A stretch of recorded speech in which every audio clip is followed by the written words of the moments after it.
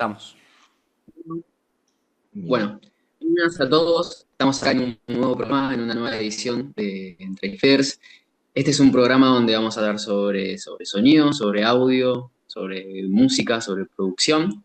Y nuestro objetivo con Santiago es que podamos captar a las nuevas audiencias que se quieran interesar por el sonido y lo que conlleva este mundo.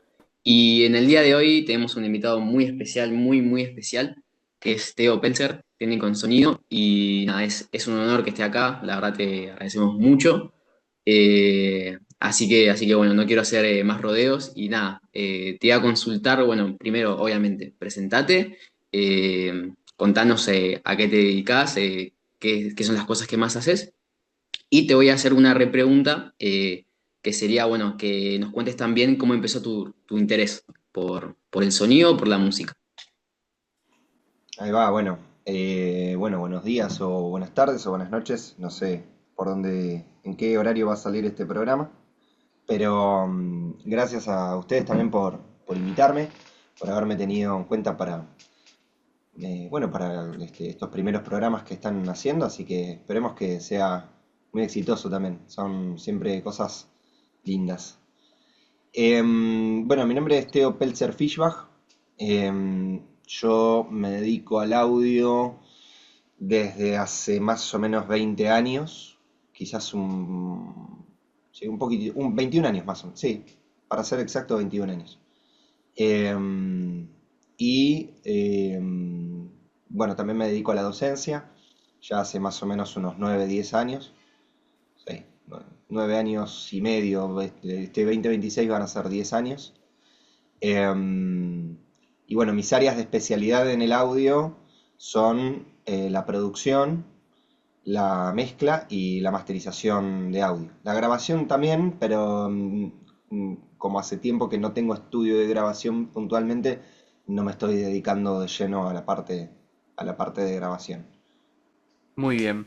Em, Cuando te toca trabajar con una banda, que podemos llamarla también un equipo, ¿cuáles son las cosas que más te gusta tener en cuenta, ¿no? Las que no se te puede escapar, cosas que son fundamentales que tanto se lo pedís a la banda como también vos lo tenés en cuenta a la hora de empezar un proyecto. Ya sea para masterizar, para mezclar, incluso para grabar, ya sé, dijiste que hace mucho no hacías, pero eso. Bueno, primero que nada, creo que uno de los factores o de las cosas más importantes que uno tiene que tener en cuenta a la hora de empezar a trabajar es la comunicación. Bien. Yo desde hace tiempo vengo trabajando en tratar de tener una comunicación asertiva en todos los aspectos de lo que se habla, de lo que se transmite, de lo que se va a hacer, para poder ser claro con un poco lo que sean las etapas del proceso que se esté haciendo, o para también poder delimitar, digamos, o ponerle un marco de un marco, un límite determinado a lo que vamos a hacer. Porque si no es como que muchas veces puede pasar que vale todo, ¿viste? Y es como que a mí me parece que una mezcla, por ejemplo, a la hora de trabajar en una mezcla, uno no puede como hacer cualquier cosa, ¿viste? Y escudarse después con que no, esto tiene fines estéticos y ya fue. Como que con esa podemos, ¿viste? Hacer cualquier cosa dentro de una mezcla o mismo en un máster, por ejemplo. Un máster, O porque uno... ¿Cómo, perdón, Jero? perdón, es porque a veces dicen como suena bien, ¿viste? O como porque está muy fuerte, o como por ahí no estaría como técnicamente bien hecho, por así decirlo. ¿Te referís a eso? Me refiero que es necesario como delimitar cosas a la hora, antes de trabajar. O sea, darle un marco determinado a lo que vamos a hacer. Porque, qué sé yo, hay mucha gente que, por ejemplo, vos vas a trabajar en un máster, vas a masterizar una pieza musical. Y vos en la masterización de una pieza musical podés hacer, si sabés cómo tenés herramientas, para poder, digamos, meterte dentro de la mezcla y hacer muchas cosas, digamos, para que esa mezcla o funcione mejor según tu criterio, pero también podés hacer cosas que l- esa mezcla la terminan como cagando, digámoslo. Perdón, lo dije en francés. Entonces, como que es necesario poner cierto marco a las cosas y establecer qué es lo que el artista y o cliente, hablando de como del cliente, puede ser a veces un productor, puede ser una productora, puede ser solamente un artista, puede ser una banda, puede ser una compañía discográfica, pero qué es lo que está buscando o por qué es lo que, digamos, cuál es tu factor diferencial y por qué a vos te están buscando para hacer ese trabajo. Bien, Entonces, creo que es importante eso, como tener una comunicación clara para poder establecer un marco determinado sobre el cual uno va a construir lo que vaya a construir. bien. Y Ok. Eso creo que es sí. te repregunto sobre esto mismo, porque yo tuve la suerte de poder trabajar con vos como banda, yendo al estudio y demás. Eh, Dejando eso de lado, pero yendo por el mismo lugar. ¿Qué esperás vos de una banda a la hora de cuando llega al estudio? ¿Esperás que te digan algo muy puntual, que trabajen en el mismo concepto juntos? Sé que es medio por el mismo lado de lo que veníamos hablando, pero del otro lado, ¿vos qué es lo que esperás? ¿Qué es lo que yo espero?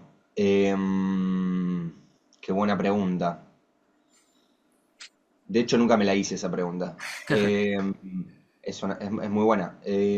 Yo creo que espero, o me gustaría, no sé si decir espero, yo tipo, espero que, como si fuese una exigencia, pero sí puedo hablar de lo que me gustaría o me gusta que pase. Me gusta cuando la banda o los músicos o, digamos, los artistas tienen en claro qué es lo que quieren con ese material. A veces tener en claro lo que uno quiere, a veces puede ser, eh, tengo en claro que estoy en una búsqueda. Entonces, tengo en claro que estoy abierto a escuchar distintas propuestas y Claro. manejarme con distintas posibilidades y poder llevar la mezcla o la grabación o lo que uno esté haciendo hacia distintos lugares. Entonces, tengo en claro tal cosa. Yo solo sé que no Eh, sé nada. sí, no sé si solamente sé que estoy abierto a eso, por ejemplo. Claro. Pero también puede ser, solo sé sé que lo que quiero es tal búsqueda estética y estoy yendo a buscar específicamente eso. De hecho, ayer estaba haciendo un trabajo de investigación con un disco de Daft Punk, el de Random Access Memories, Caso. y sí, discazo total, Vamos. mal, una bomba. Y lo que cuenta Mick Guzauski es el técnico que... Mike Wazowski, es muy Es divertido. increíble la similitud, sí, sí, Es sí. increíble, sí. Lo que cuenta Mick Guzauski digamos, en varias entrevistas que le hacen, es que los muchachos de Daft Punk, que son un dúo, tenían muy en claro qué búsqueda estaban realizando. Entonces los tipos sabían muy bien a dónde querían llegar con el audio que estaban buscando y a dónde querían llegar con la estética sonora. Entonces tenían muy en claro che, y hagamos esto así, y queremos que suene de determinada manera. Entonces, claro, los tipos fueron como de alguna manera guiando todo el proceso hacia un determinado lugar, lo cual está buenísimo, ¿no? Por Porque supuesto. uno entonces, como técnico o como ingeniero o como productor, en el rol que te toque trabajar, o como asistente, no importa, en el rol que te toque trabajar, eh, ya sabe qué es lo que está buscando la persona del otro lado. Entonces ahí podemos entendernos mejor y pensar como un equipo de trabajo. Uno, cuando labura, está todo el tiempo generando y formando equipos de trabajo. O sea, esto que es muy recurrente, muy común hoy en día, de la autoproducción, bueno, yo entonces, no, pero lo grabé yo y lo mezclé yo y lo mastericé yo y lo produje yo y me senté, lo edité y grabé todos los instrumentos, hice el beat, viste, ponele, y lo canté. Es como que de alguna manera no te permite tener una visión externa, y como no tenés una visión externa de lo que estás haciendo, no tenés posibilidad de opciones.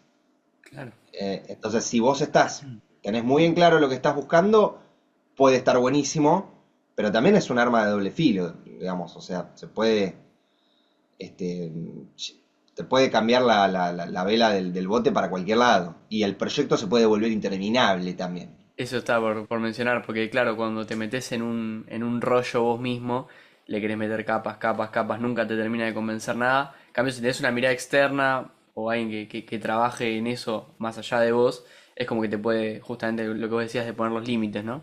De decir, bueno, hasta acá y no vamos a hacer más que esto, porque si no ya después se te va larga y termina haciendo cualquier cosa, completamente. Claro, yo creo que esas podrían ser como dos cosas que por un lado, o sea, yo lo que espero de una banda o de un músico o de un artista, eh, y por otro lado lo que me gustaría que pase, pero es una parte, después hay otras más, qué sé yo, pero creo que es un factor importante el de las relaciones humanas, de las cuales no solemos hablar mucho. Mm. De hecho, como que en general siempre en el área técnica se habla de, no sé, ay, ¿qué compresor usaste? Y no sé, y sí, y tipo, y a vos qué compresor te gusta más, qué sé yo, y qué ecualizador te gusta más. Y nos olvidamos de que en realidad esa es una parte técnica que es importantísimo conocerla porque tiene que ver con conocer las herramientas con las que nosotros vamos a trabajar ese arte, y esas herramientas son fundamentales porque, bueno, el audio no responde de la misma manera frente a distintos procesadores. Pero creo que es importante esto también, ¿no? Como que no descuidemos o no nos olvidemos que todo el tiempo estamos interactuando entre nosotros. Y que el otro o la otra es una persona diferente. Y que le van a pasar cosas distintas y que tiene una búsqueda distinta a la que podemos tener nosotros. Entonces, como que muchas veces uno, como técnico, como productor, ocurre en muchas circunstancias que uno quiere hacer las cosas de determinada manera o quiere llevar el audio hacia un determinado lugar porque le suena bien, qué sé yo, que esto y que el otro, y capaz que no es por ahí, ¿viste? A lo mejor sí, o a lo mejor el artista o la artista está abierta a esa escucha, pero hay que estar también uno receptivo a después las devoluciones. Claro. Me pasó hace relativamente poco con un máster que hice, para una artista de género urbano, que era un máster muy particular, un mastering por stems. Y en ese mastering por stems, yo encaré hacia un lugar determinado y tuvimos que hacer 4 versiones distintas de máster, porque tanto el artista como el productor y beatmaker, porque estaba auspiciando de dos cosas el productor, era productor y beatmaker, y además técnico de grabación, o sea, la grabó a ella, tenían una búsqueda diferente de lo que yo había planteado en el mastering por stems. Y bueno, uno tiene que estar abierto a que puede pasar. O sea, que si vos encaraste hacia un lado y tenías que ir hacia otro, bueno, nada, hay que estar abierto a eso, hay que ser humilde también y decir, bueno, listo, me equivoqué, o encaré hacia un lugar que no tenía que encarar, que a veces puede ser bueno también, porque puede abrir una puerta, una posibilidad de, che, mirá, la verdad que tenía otro audio en la cabeza y fuimos para acá y me terminó gustando, qué sé yo. Puede pasar también eso, Sí, ¿no? sí, completamente. Y a aprovechar, Teo, para preguntarte sobre esto del audio. ¿Cómo decidís el sonido general de una canción a la hora de encarar un proyecto, ya sea una mezcla, un mastering? Si también tenés un poco de autoridad para marcar tu impronta, si te mandan a un proyecto, o en qué pensás, si también depende del género, si pensás en un adjetivo tipo, bueno, quiero que esta mezcla suene más oscura o más brillante. ¿Cómo pensás esto a la hora de arrancar el proyecto? Qué buena pregunta también. A mí me gusta, en general, pedir alguna referencia sonora de cómo la banda concibe, digamos, de tener, bueno, nos gusta tal cosa o nos gusta tal otra, ¿viste? Como para que uno pueda escuchar más o menos hacia dónde vamos a ir, la relación de planos de las cosas. Por ejemplo, no es lo mismo, qué sé yo, eh, vos me decís, no sé, por ejemplo, mira, la referencia es, voy a poner un ejemplo, ¿no? Divididos el 38. Y cuando vos escuchás, si la escuchás muy atentamente de esa mezcla, el nivel del hi-hat, del plato de la bata, está a un volumen, pongámoslo, llamémoslo volumen, ¿no? El nivel que tiene ese elemento sonoro en la mezcla, que está muy al frente respecto de la guitarra o respecto de cómo se suele mezclar hoy en día quizás, o el tipo de mezclas que uno hace hoy en día. Y sin embargo es un temazo, está buenísimo. Sí. Eh, y pues y bueno, si uno no tiene la referencia o no sabe hacia dónde quiere ir, puede ser medio contraproducente eso, en algún punto. No te digo que estés chequeando todo el tiempo la mezcla de referencia. A veces es simplemente escucharla por primera vez cuando estás por arrancar a mezclar. Y tampoco hace falta quizás escuchar toda la canción. A veces la referencia, digo, a veces, porque a veces pasa de esa manera, a veces la referencia es simplemente, uy, mira, esto puede venir más o menos por acá, estos son los planos, el nivel el volumen del bombo está por acá, el nivel del tambor, qué sé yo, el volumen del tambor. Ah, ok, entonces ahí empezás a tener como cierta relación de planos, cómo están conseguidos esos sonidos, si hay, no sé, mucha reverb, cámara, se le dice también, mucha cámara o mucho, no sé, muchos efectos en las voces, en las guitarras, y eso te marca un poco la cancha de para dónde vamos a ir. No es lo mismo, qué sé yo, una,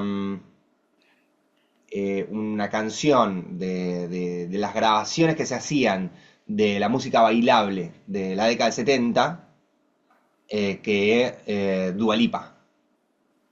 ¿Viste? O sea, como que Dua Lipa tiene un montón de referencias a música de los 70, pero es otra cosa completamente distinta en cuanto al audio, en cuanto a los planos, los efectos, la compresión general, ¿viste? El nivel general de la mezcla, todo. Entonces, bueno, ¿hacia dónde vamos a encarar? Porque si vos me decís, no, mira, quiero que todo suene como la música de los 70. Listo, perfecto. Entonces ya empezamos a trabajar desde otro lugar. Empezamos a Claro. trabajar desde la grabación directamente. En cambio, si vamos a trabajar, qué sé yo, no sé, Isia, por ponerte un ejemplo, o Trueno, bueno, listo. Entonces tenemos otra búsqueda estética de lo que está pasando a nivel samples directamente, ¿no? O sea, tenemos que ser muy cuidadosos con la elección de sonidos que estamos buscando para esa.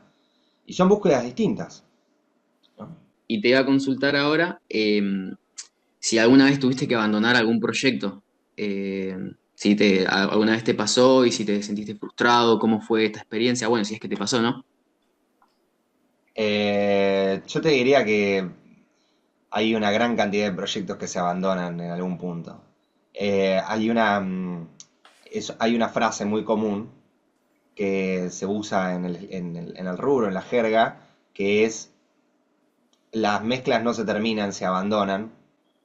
Eh, Después, bueno, nada, hay otros técnicos que dicen que no, que las mezclas se terminen, qué sé yo, y está bien, qué sé yo, son maneras de verlo. Sí, es verdad que las mezclas tienen un fin en algún momento, o sea, terminan, le damos un cierre a la mezcla, eh, pero como que en realidad lo que quiere decir esa frase puntualmente cuando se habla de que un proyecto no se termina, sino que simplemente se abandona y ya está, es que eh, digamos, lo que se puede seguir haciendo o lo que se puede seguir puliendo, ese material, ese diamante, digámoslo, esa pieza musical, lo que se puede seguir trabajando hasta un punto de tanto detalle, como que no tiene límite, ¿viste? Vos, o sea, podés seguir diciendo, no, pero acá subimos la voz, pero acá le bajamos un pedacito y bajás 2 dB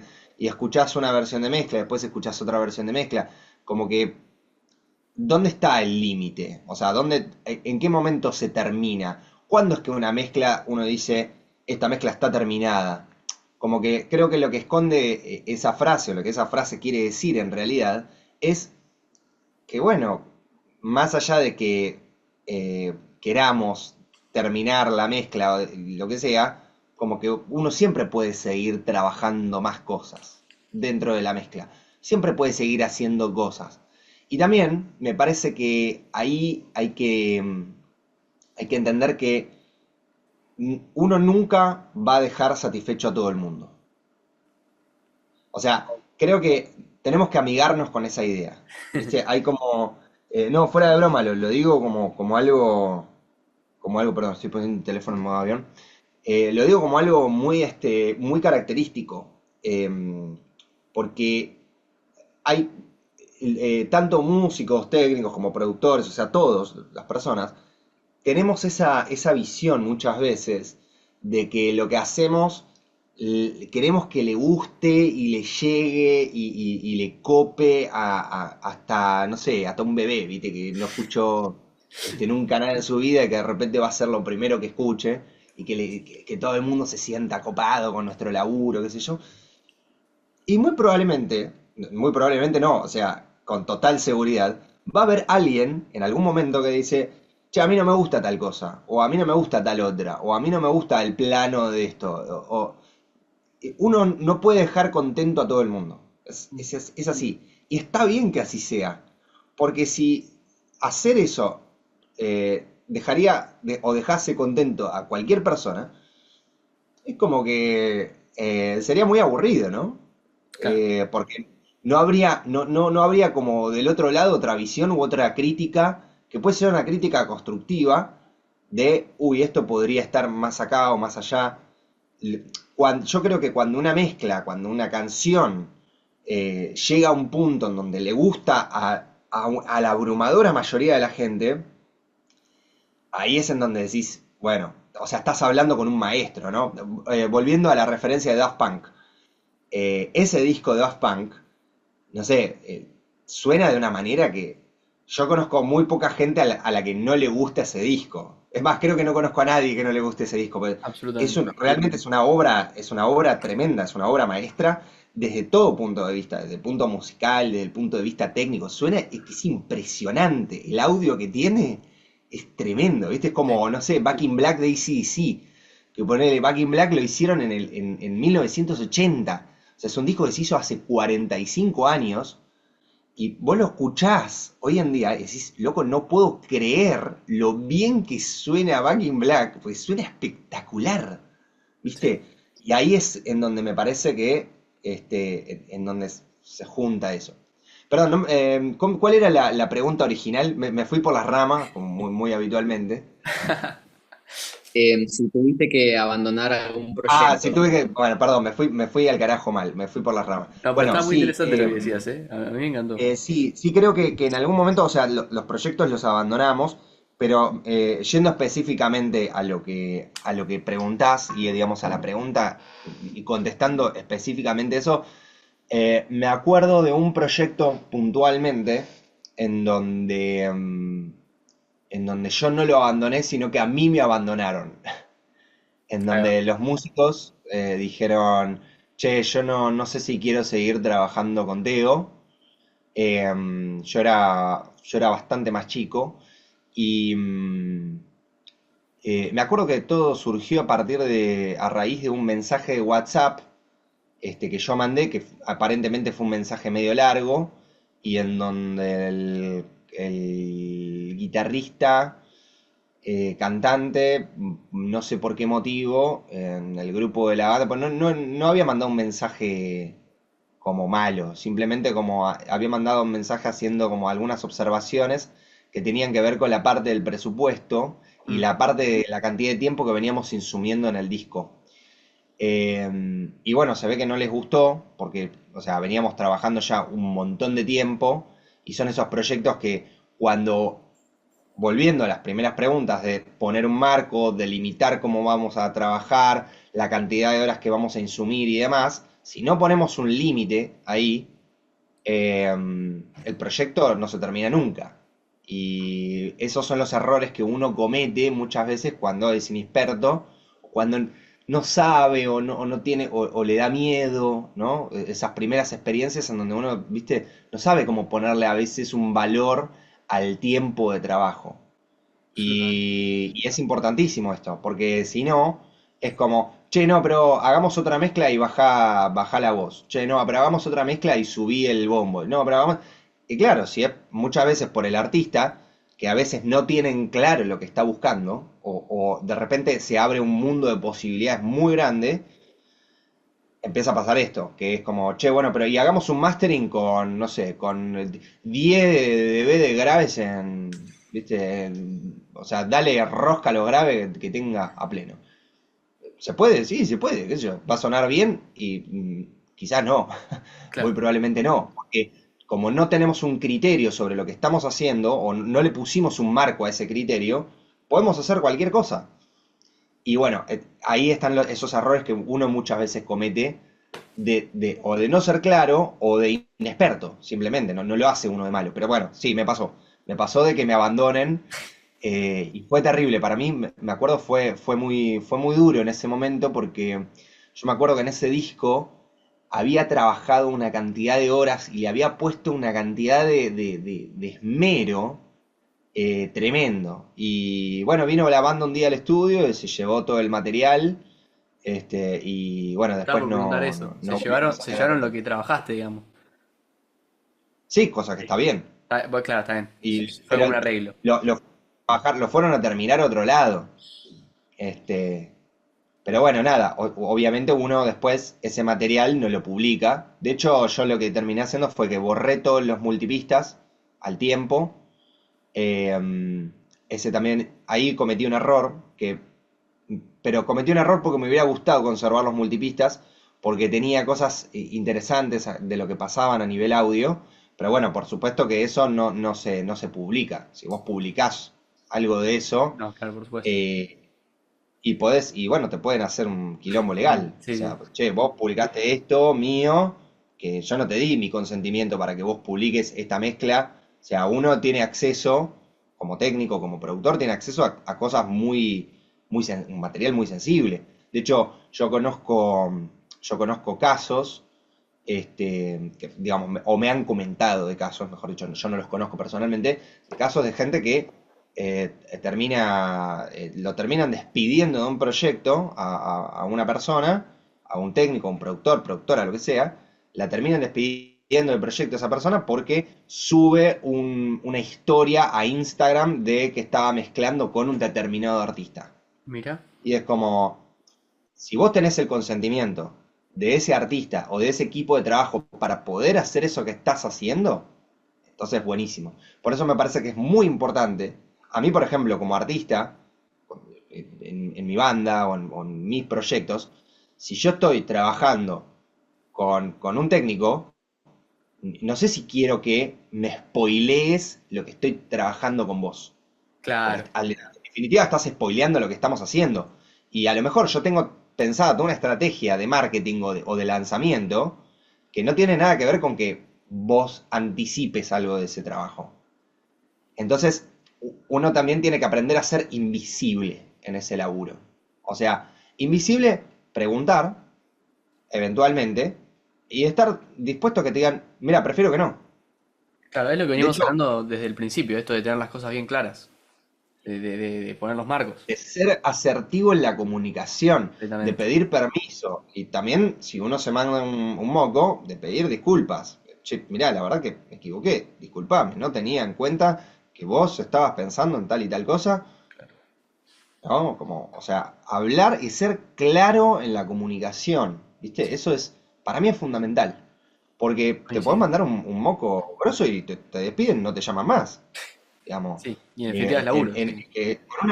Sí, sí, con una multinacional te puede pasar tranquilamente eso. O con un Claro. equipo de trabajo. Vos estás laburando con el equipo de laburo de, no sé, de, ponele, vamos a poner un ejemplo, de María Becerra, de Lali, viste, que son artistas muy conocidas. Vos no podés compartir o publicar cualquier cosa. Claro. Tenés que preguntar. Bien, completamente. Tengo una consulta que va por este mismo lado de lo que venimos hablando, pero es más personal en este caso. Con todo lo que comentaste, tanto de la docencia, de la banda que hiciste mención recién que tenés, y bueno, todos tus trabajos, tanto de mastering como de mezcla, ¿Cómo haces, y esto es algo que personalmente también me lo cuestiono porque es admirable lo tuyo, cómo haces para diversificar tus energías en todas esas cosas que estás trabajando constantemente y que supongo yo que te ocupan bastante tiempo? ¿Cómo haces básicamente para No no sé si estresarte y entendí la mandar toda pregunta. la mierda? Ah, yendo a lo criollo. Em, Está bien, sí, en francés. Muy buena pregunta también.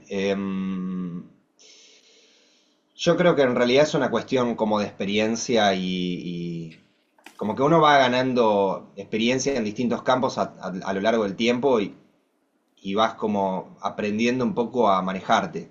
Em, entonces es como que al final del día hay muchas cosas que las tenés automatizadas. Claro. A ver, por ejemplo, si yo no sé, vamos a poner un ejemplo claro.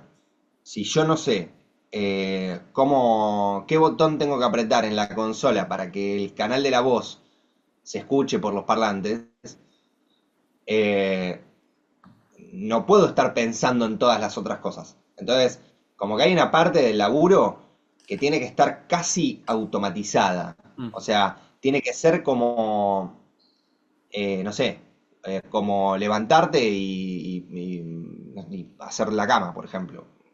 Como por decir algo de las tareas que uno hace en su vida, que Mm. tiene que ver con los hábitos que uno tiene y con cómo se construye esa profesión. Nosotros nos dedicamos esta profesión, digamos, este trabajo, eh, está estrechamente vinculado a lo que es un oficio. Un oficio es un tipo de trabajo muy particular que se aprende mediante la repetición mediante la sistematización constante de hacer lo mismo. La primera vez que vos tenés que levantar el fader para que la voz salga por los parlantes y te encontrás con la consola y, perdón, estoy mirando así abajo porque tengo la consola justamente aquí enfrente de mí, pero vas a mirar la consola y vas a decir, uy, loco, esto está lleno de botones, ¿cómo se hace? O sea, a la vez, viste, capaz Te que intimida. intimida la consola, intimida. La primera vez que ves una consola, te vas a sentir intimidado porque no sabés qué es cada cosa y decís, uy, ¿cómo haces para que suene todas estas perillas, qué sé yo?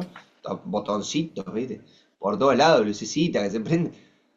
Bueno, hasta que empezás, bueno, vamos a construirlo desde a poco, ¿no? Entonces, a medida que lo vamos construyendo y vamos aprendiendo qué hace cada cosa de esas etapas, podemos ir pensando en cómo se va automatizando y después es casi como caminar de alguna manera, ¿no? O sea, la primera vez que cuando somos bebés, caminar es difícil. La primera vez es gateás, te vas cayendo, qué sé yo, hasta que, bueno, te enseñan a pararte, tenés que aprender a tropezarte, o sea, tenés que aprender, tenés que equivocarte. Y equivocarse es necesario para poder aprender. Entonces, cuando vos llegás a ese determinado punto en donde tenés mucha cantidad de cosas automatizadas, podés incorporar cosas nuevas. Como por ejemplo, no sé, o sea, ¿qué tenés que prestar atención a otro tipo de cosas? A prestar atención a factores humanos. Hay gente que tiene muy incorporado el factor humano en sus vidas y no tiene ningún problema o sea, esa parte la tiene automatizada, entonces de movida tiene muy buen trato con la gente y después tiene que aprender toda la parte técnica. Eh, o sea, hay de todo en el medio, ¿no? O sea, las personas y los técnicos, los productores, o sea, la gente, vamos construyendo a partir de lo que vamos haciendo. Entonces hay ciertos conocimientos que ya vienen de base bien, porque, no sé, porque en tu casa eh, te enseñaron determinada cosa, hacer de determinada manera, y podés, o sea, te sale naturalmente. Entonces, uno no piensa en la diversificación de esa energía. Bueno, pensás en, uy, bueno, y ahora, ¿cómo le digo tal cosa a esta persona? Claro. Eh, Como que muchas veces lo tenés automatizado. Lo que sí creo que es importante es aprender a medir como los comentarios que uno hace o cómo los hace. Porque esa sí es una parte muy importante que a veces se escapa. ¿Viste? Como que uno no puede decir cualquier cosa como si estuviéramos en confianza entre amigos, porque a lo mejor la otra persona como decía Ricardo Iorio, usted es usted y yo soy yo. ¿No? Y entonces, claro, en ese usted es usted, a usted le pasan tales cosas y a mí me pasan otras. Entonces yo a lo mejor no te conozco y viste la de Ricardo y Beto Casella que dice que viene en el auto manejando, nos encontramos en la esquina, casi chocamos y te bajás y te vas a putear, ¿qué haces? ¿Qué haces? Pero como uno se conoce, dice Ricardo, Beto, que le dice, "¿Qué? Vamos a tomar un cafecito, sí, qué sé yo. Es distinto, ¿no? Entonces, como tenemos que vincularnos con un otro, necesitamos conocer a esa persona, pero necesitamos entender cómo opera esa persona, qué cosas le gustan, qué cosas tiene, qué cosas quiere, qué cosas busca, cuáles son sus inquietudes, con qué cosas se ríe, qué cosas le parecen divertidas. Entonces uno como que también tiene que estar muy abierto a poder hacer chistes de distinta índole, por ejemplo, o comentarios de distinta índole, y bueno, y tenés que también estar preparado para no zarparte, ¿viste? No hacer un comentario desubicado que a la otra persona le pueda llegar a molestar. Y todo tiene que ver con esa base de confianza. Entonces es muy importante construir ese vínculo con el artista o con el cliente o con el productor, con quien sea. ¿Sí? Es clave. Exactamente. Perdón, no sé, me parece que no sé si estoy contestando las preguntas. No, pero está perfecto. Yo creo que sí, vale. Sí, Yo considero que para sí. mí sí. Aparte me gusta porque en el irte por las ramas salen cosas muy interesantes, realmente. Bueno, te iba a preguntar, Teo, a la hora de enseñar, hablando de audio, de sonido, ¿qué dificultades aparecen? Enseñarle Uy, a algún alumno, ¿no? eh, ¿qué dificultades aparecen a la hora de enseñar? Un montón, un montón. Em, Te diría, a ver, preconceptos, em, cosas que tienen que ver con lo que muchas veces un estudiante, hablo de un estudiante, digamos, desde el punto de vista de la enseñanza formal, eh, o mejor dicho, desde el punto de vista de lo que pasa académicamente, muchas veces hay estudiantes que vienen con preconceptos o ideas que se han aprendido en otros lugares que a veces no están del todo bien aprendidas. Porque hoy en día lo que nos pasa es que estamos inmersos en un mundo de comunicaciones en donde lo que se busca es la capitalización constante de todo. Viste que ahora vos podés capitalizar cualquier cosa. Estaba pensando en esto el otro día, puntualmente. Me voy a ir un poquito por las ramas, un Vamos, poquito. vamos. Ya, ahora vuelvo, ahora vuelvo. Vos Nos podés metemos, nos metemos capitalizar cuando cualquier quieras. cosa. Vos podés capitalizar, por ejemplo, vamos al estudio, ¿no? Y grabamos el disco. Y bueno, y hagamos un documental de cómo grabamos el disco. Y entonces hacen un documental de la parte de grabación. Y entonces después, y hagamos un documental, hagamos una parte del documental de la parte de edición. Y entonces hacemos un documental de la parte de edición. Y el de la parte y de la parte de mezcla. Y después haces el documental del documental, que es. Y en el documental le vamos a preguntar al técnico cómo se sintió haciendo tal cosa y qué le pasó. Entonces de repente vos capitalizaste de todo. Y con esta cosa de capitalizar y de la sobrecomunicación que estamos teniendo, eh, aparece mucho esto de la necesidad de tener acceso muy rápido a la información. O sea, y a una información muy digerida.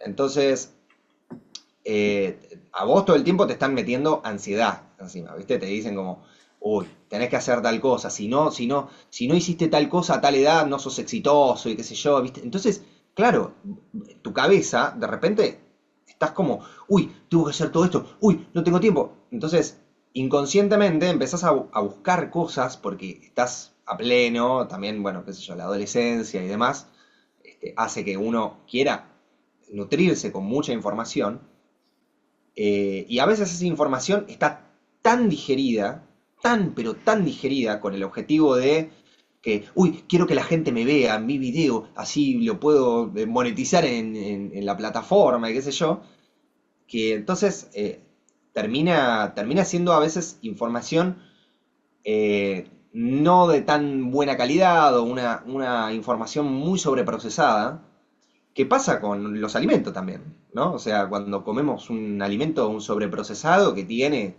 2 millones de químicos adentro para que no se pudra, para que lo que sea, para que... Y estás comiendo algo que tiene una cantidad de cosas adentro que quizás no es el mejor alimento. Ese creo es uno de los problemas que tenemos. Me doy cuenta, por lo menos es un problema que tenemos los docentes en general, o con lo que nos enfrentamos en líneas generales. Después, creo que otro problema es la necesidad de tener que balancear esa cantidad de gente. Vos, por ejemplo, te toca un aula o una materia, en una comisión que tenés 20 estudiantes y vienen todos con conocimientos distintos, de lugares distintos, y vos decís, bueno, vamos a hablar de una función matemática, porque necesitas hablar de una función matemática.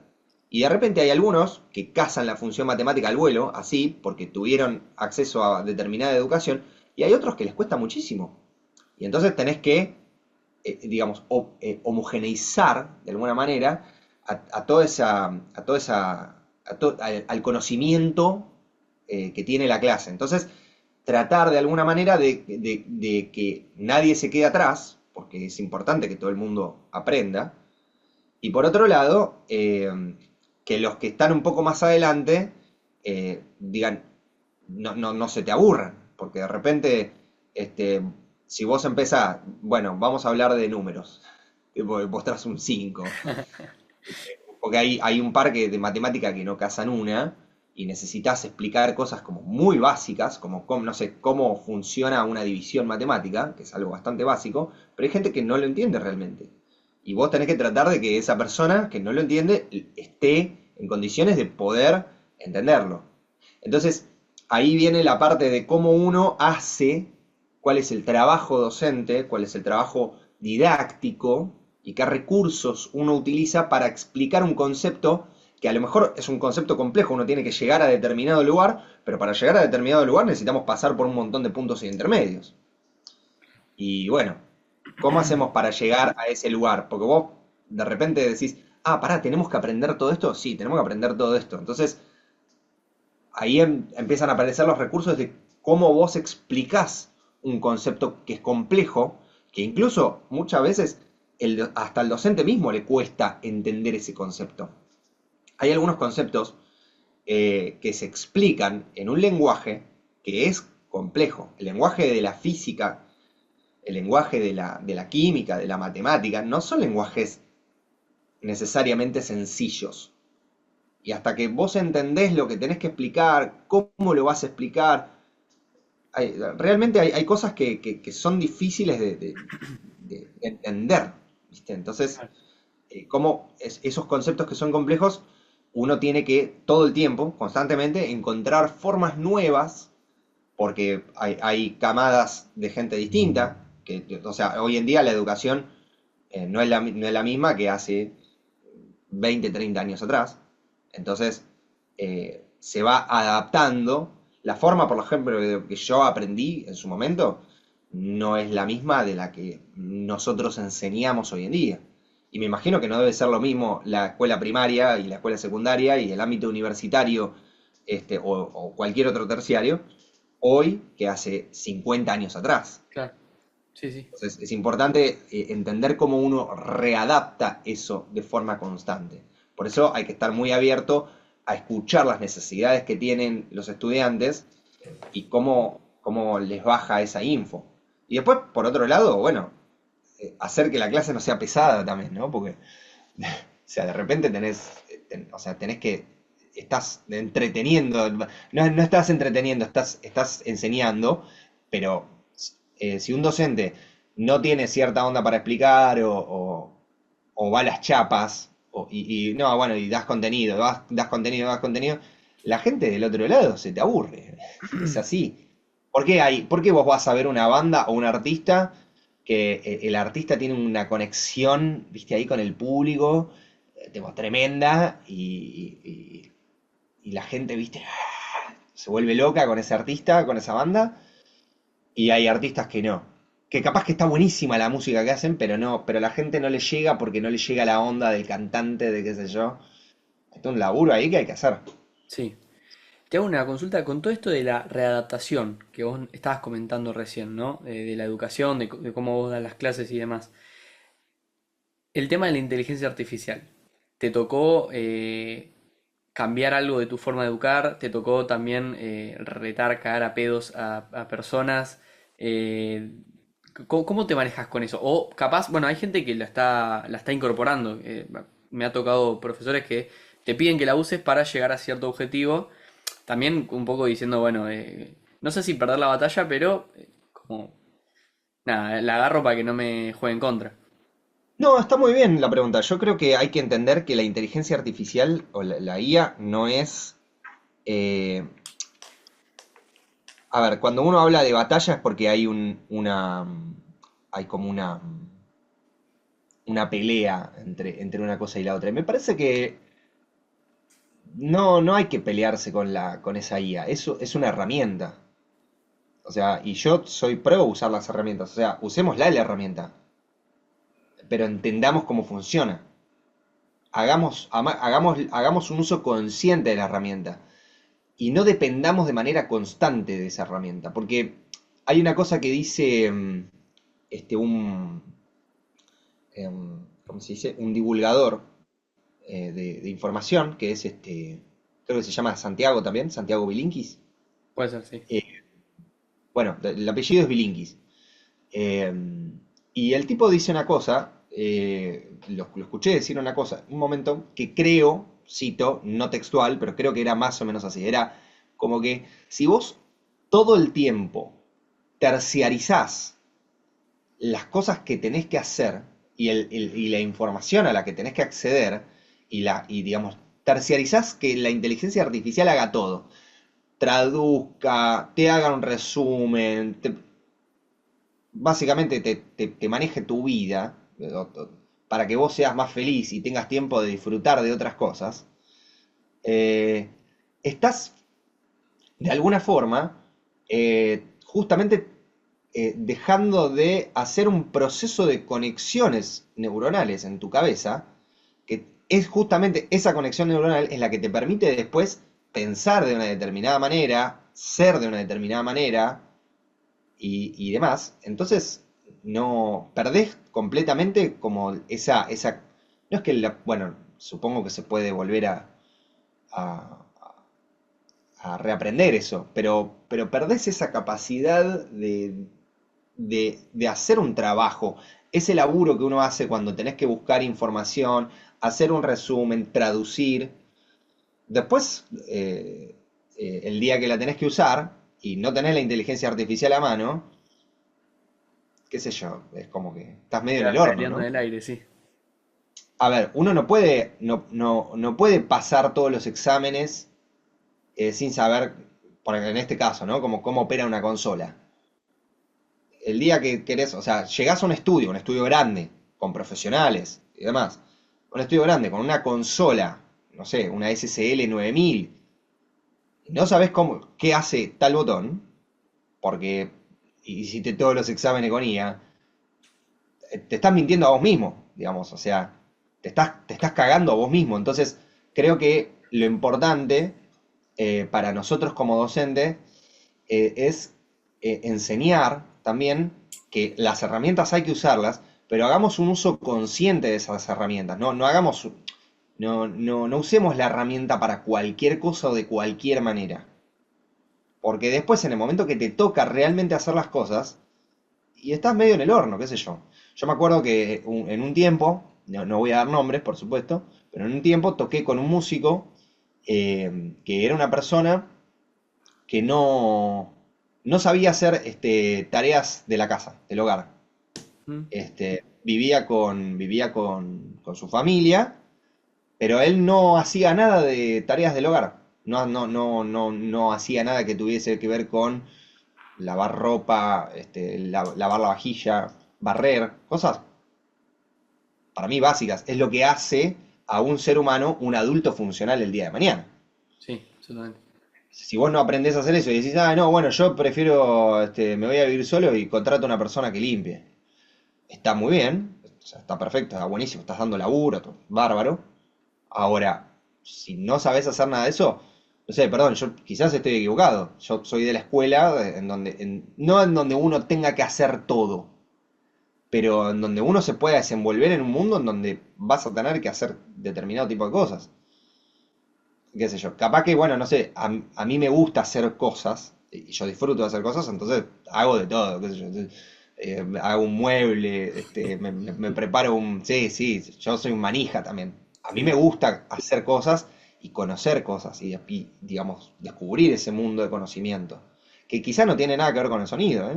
Como otra cosa que nada que ver. Pero a mí me copa eso, me parece interesante, me parece algo divertido para hacer en la vida. concreto, sí. Eh, pero bueno, Absolutamente. eh, no sé si contesté la pregunta. Sí, sí, sí. Sí, sí, por completo. No, estuvo muy interesante, sí. ¿Se me escucha bien? Sí, perfecto. Bien, perfecto. Y ahora te iba a preguntar, Teo, con todo el tema sobre la solución de problemas, ¿cuál fue el reto más difícil que te tocó abarcar siendo profesional en algún proyecto?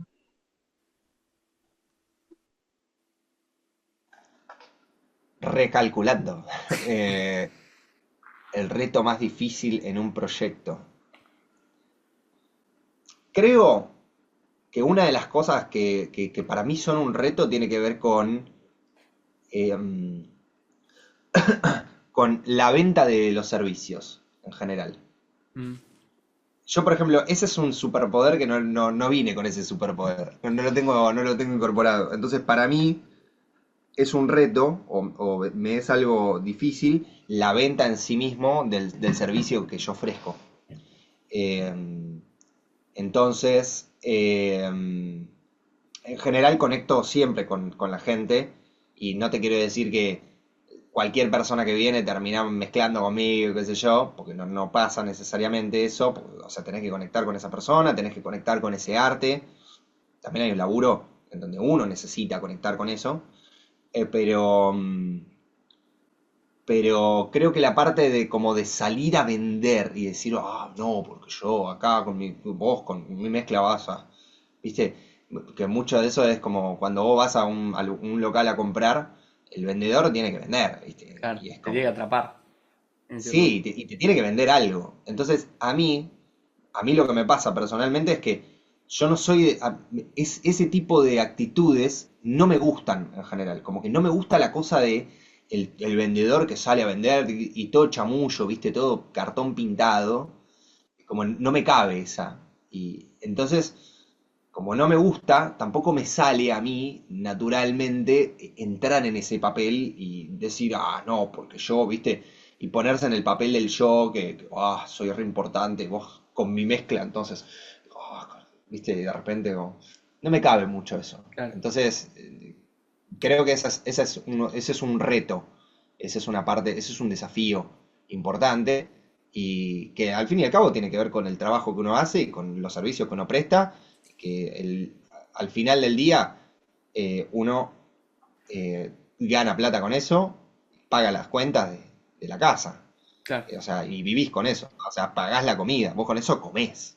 Claro, aparte es Entonces, un reto que te toca es abarcar seguido, imagino yo, porque es tu todo laburo el en tiempo, definitiva. Sí, sí, sí. todo el tiempo. Sí, así que Bueno, sí, creo que es un reto, es uno de los retos y uno de los desafíos en general, como que, sí, ese podría ser uno. bueno, Teo, vamos con la última para cerrar.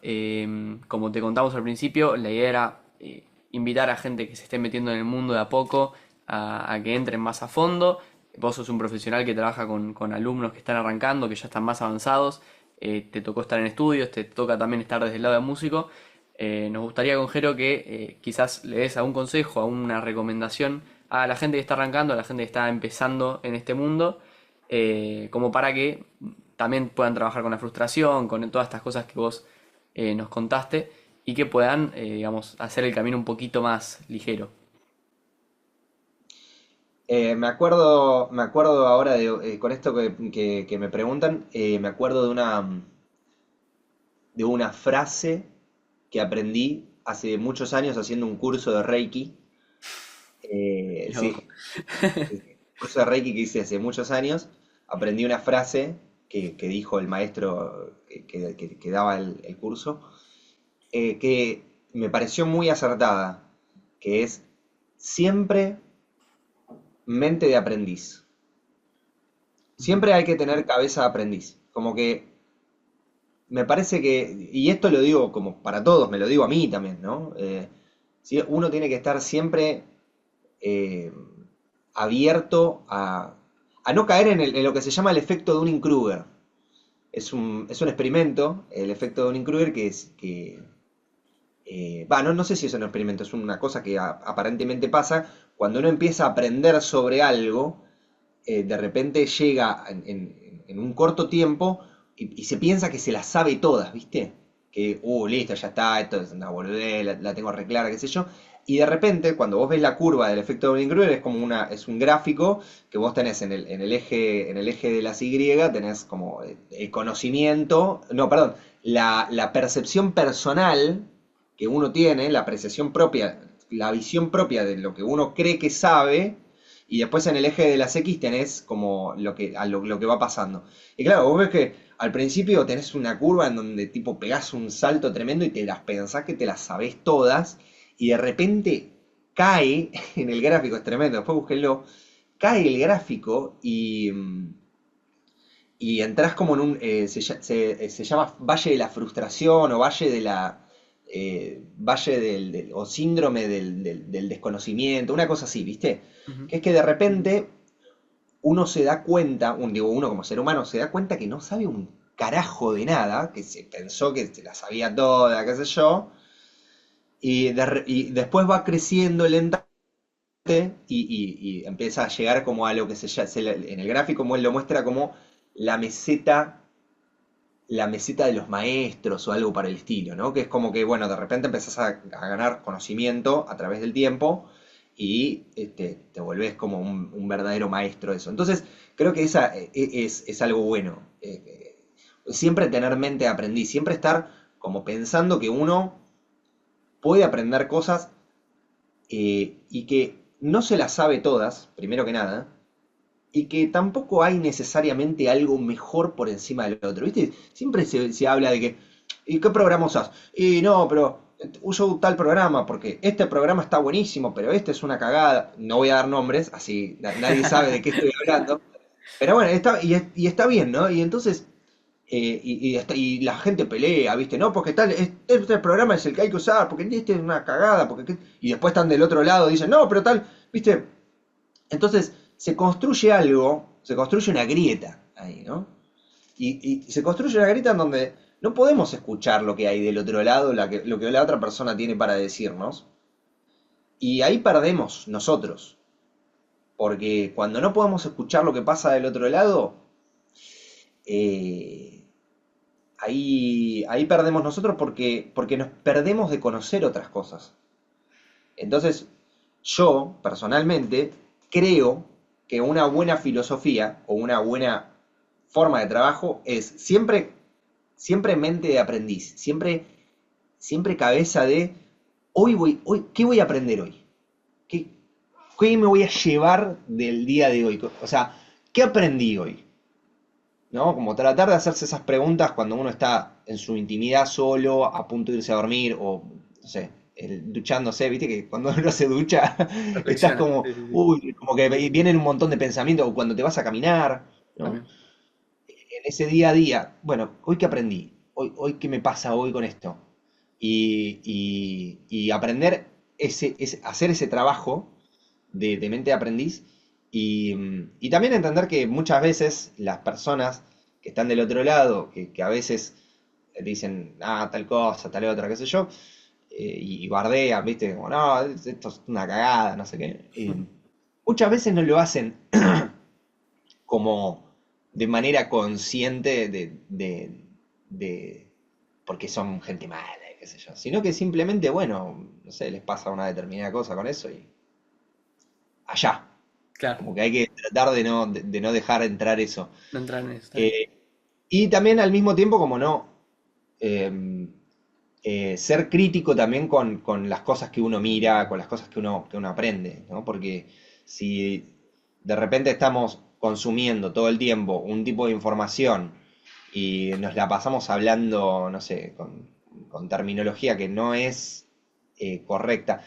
A ver, yo cuando doy clases tengo que hablar de una manera que es propia del lenguaje académico y cuando hablo quizás con un artista, con un cliente, me tengo que comunicar a veces desde otro lugar, porque el cliente muchas veces no tiene ese lenguaje técnico y ese lenguaje académico.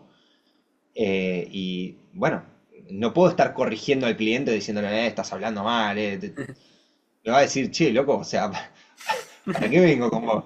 O sea, vengo porque quiero laburar con vos y me estás retando como si fuese mi papá, ¿viste? Claro. Eh, entonces, como bueno, entender el rol, la posición, el lugar que uno tiene y bueno, también, viste, como no estar como todo el tiempo queriendo cambiar el curso del barco, ¿no? Así que eso, cabeza aprendí siempre es importante. Bueno, Creo que eso es. perfecto. Buenísimo, muy buen consejo, la verdad. Coincido bastante.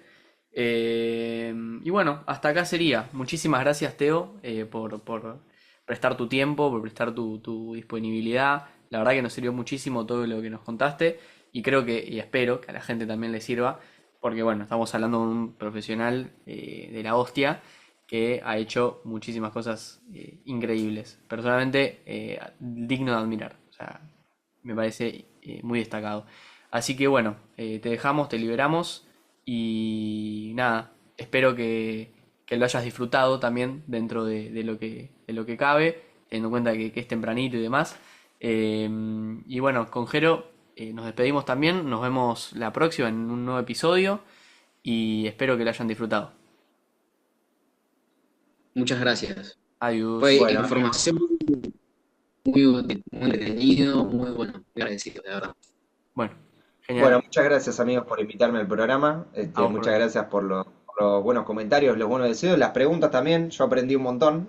Aprendí que tengo Cabeza que aprendiz. preguntarme algunas cosas más.